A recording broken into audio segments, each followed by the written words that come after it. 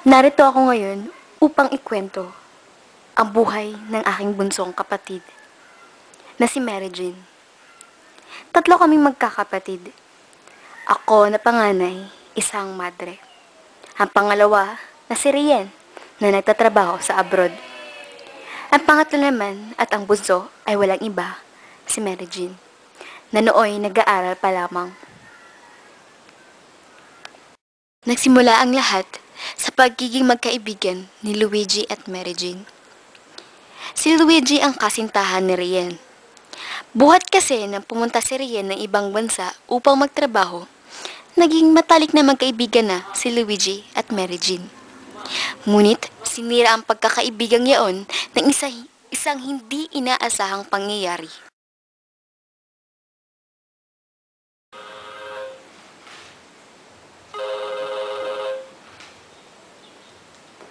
Hello? Hello, best friend. Nasaan ka? Bakit best friend? Nandito ako sa bahay. Bakit?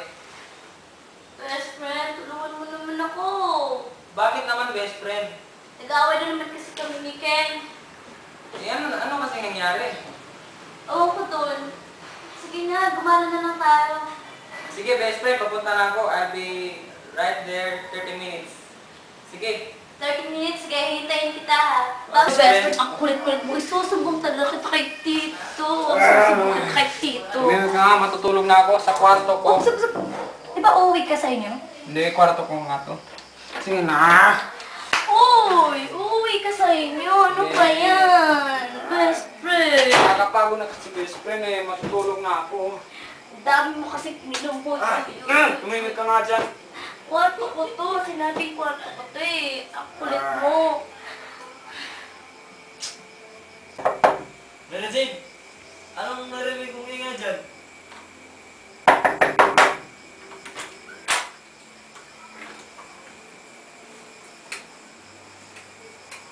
Mary Jane!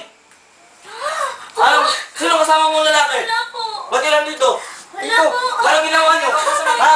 Ano? Mama, tama na. Anong ginawa niyo dito? Ha? Tama Sa kapo dito? Wag po. Bakit? Ano ginagawa mo sa anak natin, Laylan? Nididisiplina ko yung anak mo. Disiplina mo yung ginagawa mo? Sinasaktan mo na eh. Ayusin natin to. Ayusin mo mag-isa mo. Papa!